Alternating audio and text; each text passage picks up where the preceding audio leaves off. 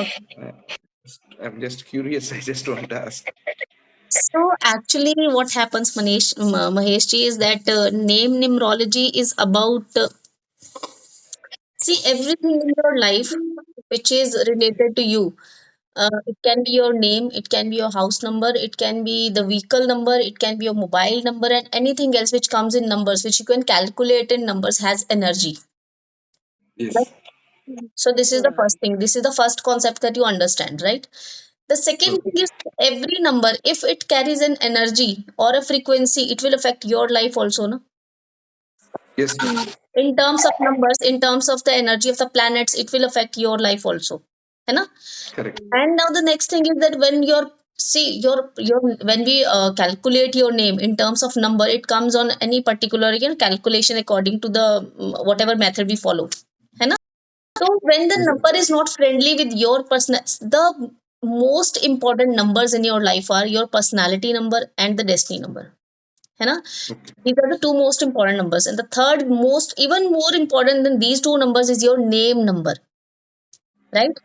Your Okay. name number is like a driver of the vehicle which you are driving, which is called life. Okay. Yeah. So driver has to be very perfect, and he is the most important person if you want to reach safely somewhere, isn't it? है ना? Correct. Now coming to the corrections. So what people do is that they are, for example, your personality number is 1 and your destiny number is suppose it is 8. No, so it is 3. Maybe it is 3, है ना? So the enemy planet will be number 4. है ना? These two numbers will have enemy number 4. Okay, so if your name comes at number 4, it will create problems in your life, sudden ups and downs and all these things, है ना? So what the Okay. numerologists nowadays are doing is that you will go to them, you will ask them to analyze your name. They will tell you that Maheshji, your name number is 4. है ना? Let us change this number. It will make a considerable change in your life, and it will solve many problems that you are facing in your life. So this is one aspect of name correction, right? But Okay. as I always say that your life is like a recipe which is which is made by different elements and components, and all those Okay. elements and components are individually very important to have this recipe completely eatable and that kind of thing, right? But Correct. when we are changing only the name number of your name, है ना, it is just like flipping this that recipe from one thing to another, है ना? You Okay. are not see what happens is that that recipe, like your name will have many other components also which are affecting your life, है ना? So what Okay. we do is that we don't focus on those components, we go straight to the recipe, to the end result, and change it, है ना? So Yes. that is the reason even in some cases you have seen they have changed their name but there is no result, no positive, they don't see any positive results as in anything that is happening in their life, है ना? So Correct. that is the reason कि when you don't focus on the components of that particular thing, है ना, and when you are not fixing them, so you will not find any good results, na? ठीक है? Yes, ma'am. So when you will learn Agree. numerology, you will learn that there are many other things that should be taken in consideration while doing this process, which is called name correction. It is not only changing the name total of your name, it is many other things also, and these things are just to name them is that each and every alphabet in your name carries energy. And Yes. now the next thing is that where that alphabet is placed, any particular alphabet, where it is placed, what which is the adjacent letter placed with them. ठीक है? How many times a particular alphabet is being repeated? All these things make a huge difference in your name and in the Okay. total frequency of the name. ठीक है ना? Okay. So that is why अगर आप देखेंगे RAM, Ram का total कितना आएगा? 8, sorry, 4, and Ram comes on 7. ठीक है? This Yes. Ram comes on 7. अगर आप 7 नंबर पे कोई और नाम भी ले आएंगे ना, तो आप देखेंगे that person is doing very, जैसे for example Onida, if I remember this thing, Onida जो कंपनी आपने सबने नाम सुना होगा ना, इलेक्ट्रॉनिक्स की कंपनी थी ओनिडा, है ना? Yeah. If you know make the total of this name, it will come on 7, I think, है ना? सो Okay. आप देखोगे कि 7 नंबर पे और भी बहुत सारी कंपनीज के नाम आते हैं. Are they all doing well in the same way that the one company is doing? You may not find the similarities, है ना? It is because of the reason that वो जो 7 बन रहा है, it is being calculated in a different way, ठीक है, and the component might be very different. ठीक है, so Oh, that is the main thing here. Name correction is not only about the name number. ठीक है, oh, लोग देखोगे when you will go in, go to the occult field ना, तो you will see people doing name corrections only based on the name number. yes. That is where they are wrong. ठीक है, तो मैं आपको बोल रही हूँ कि भाई मुझे अचार पसंद नहीं आया, इसमें नमक थोड़ा सा कम है। आप बोलोगे कोई बात नहीं, अचार चेंज कर देते हैं ना। अरे नहीं, मुझे आम Yeah, का ही अचार खाना है। तो आप ये नहीं पूछ रहे हो मुझे कि प्रॉब्लम क्या है, मैं ये बोल रही हूँ इसमें नमक कम है, थोड़ा नमक और डाल दो। आप कह रहे हो नहीं नहीं अचार ही चेंज कर देते हैं। अरे भाई मुझे नहीं चाहिए, हो सकता है जो दूसरा आए वो भी मुझे पसंद ना आए, फिर क्या करोगे, तीसरा लेकर आओगे, है ना? correct, तो we are not focusing on the process and on the components, we are focusing on the result only, which may or may correct, not suit us। correct. है ना? तो कभी-कभी आपने ऐसा देखा होगा कि कुछ लोगों ने नेम चेंज कराया, उसके बाद उनकी लाइफ में बहुत अच्छे पॉजिटिव रिजल्ट्स आ गए। कोइंसिडेंटली हो सकता है all the things have also fallen in place, and that is Yes, coincidentally I would say. ठीक है ना? but for some people it has affected their health also. Take for example Irfan Khan. Yes, Yeah, he has added an extra R. Okay, it took him to heights in his profession. Okay, but health wise it affected him and he passed away. I tell you one thing. So अभी आपको name numerology का कुछ भी पता नहीं है, I have not told you anything, but any name which has I R vibration and when R Okay, is repeated, it will yeah, affect health in a very bad way. okay, ठीक है, ये हम आगे जाके सब चीजें पढ़ेंगे कैसे कैसे होता है। ठीक है, but on the other hand you R I, है ना, R is coming before I, तो that will not yeah, be that bad, है ना? ऐसा कुछ नहीं है कि जिंदगी खत्म हो जाएगी या ये हो जाएगा ऐसा। So now you see yeah, the kind of difference the letters can play, how they yes, on yes, how they're placed to each other, with each other, right? So right, इसलिए ये सब चीजें बहुत माइन्यूटली करने और समझने वाली होती हैं, है ना? इट्स नॉट कि right. मैंने चैरिडियन से नेम का टोटल निकालना सीख लिया तो मैं नेम न्यूमरोलॉजिस्ट बन गया, ऐसा नहीं होता है, right? Okay, okay, somebody okay. named Rishi Goyal, can you please stop sending emojis? आप जब भी ज्वाइन करते हो दिस पर्सन हैज लेफ्ट, देखा? इनको मैं ग्रुप से निकालने वाली हूँ। और यही I have received messages also of few people that this person is disturbing them। मुझे पहले भी मैं, Rishi ji please stop doing this, either be attentive in the class or please leave the class। okay, ठीक है, so today we will start from, am I recording the session? Yes, okay, so today we will start from number 9, है ना? Number 8 तक हमने सबने किया है, right? किसी को कोई डाउट्स है उसके बारे में या कोई क्वेश्चन है तो प्लीज आस्क।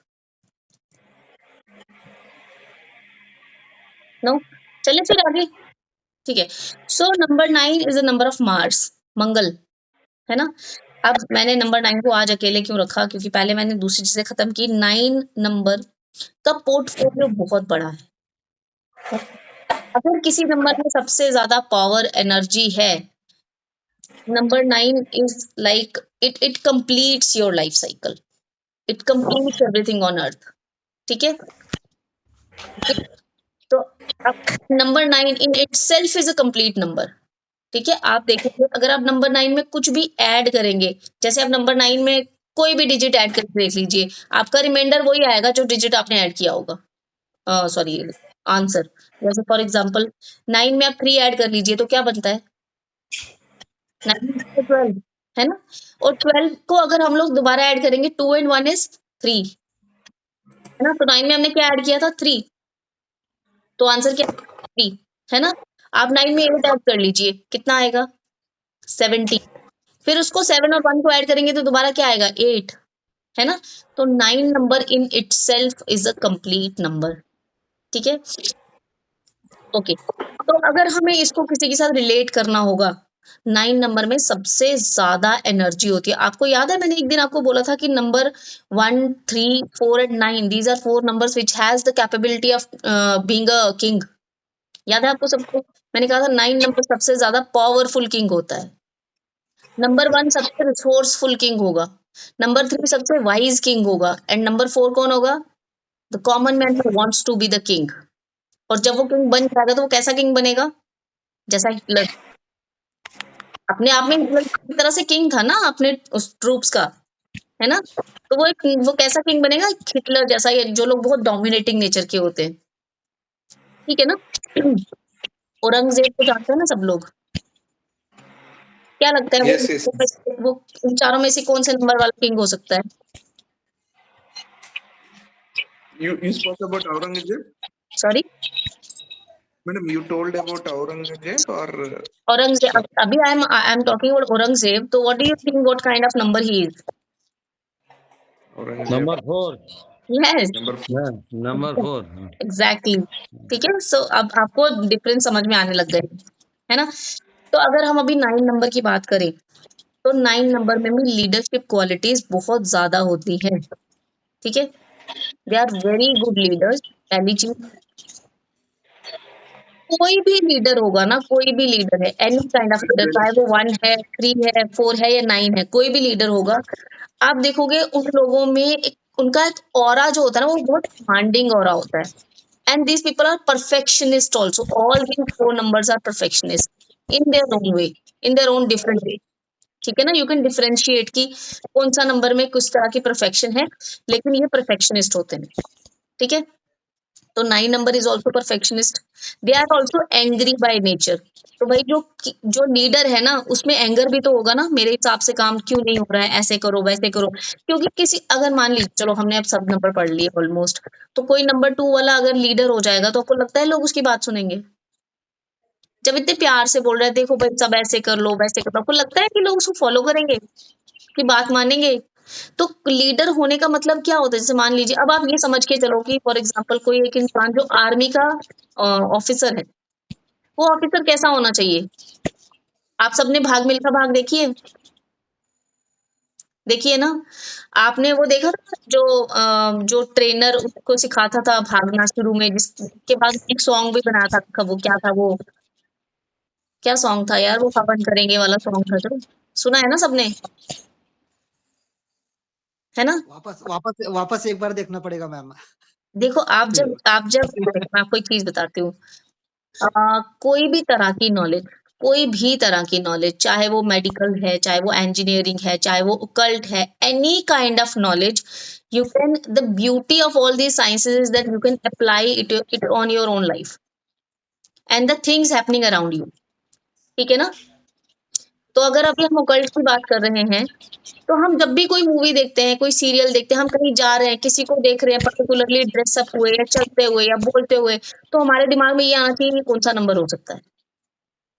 ये पर्सनैलिटी में जो ट्रेट्स हैं, वो कौन से नंबर से, कौन से प्लैनेट से आ रहे होंगे, ठीक है ना? This is called practical application of the knowledge. जब आप ऐसा करना शुरू कर देंगे, तो क्या होगा? आप सब कॉन्शियसली चीजों को सीखना शुरू करेंगे, प्रैक्टिकली अप्लाई करना शुरू करेंगे। Any science unless until it is not applied practically cannot give you any positive results, ठीक है ना?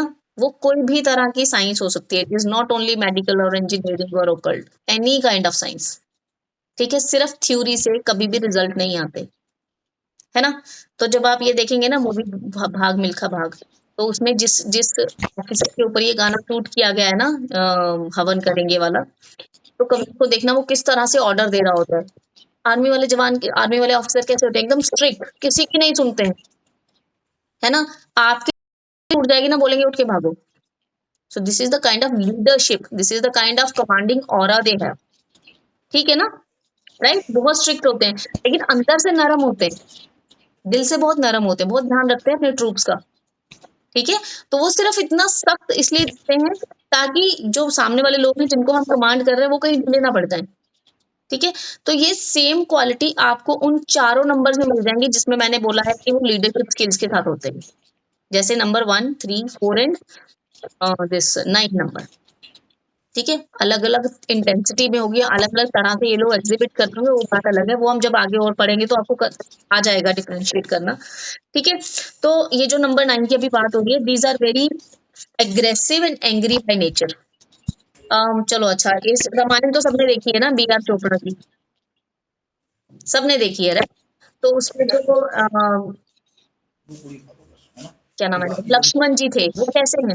लक्ष्मण जी और राम जी में आपने देखा कितना डिफरेंस है ना?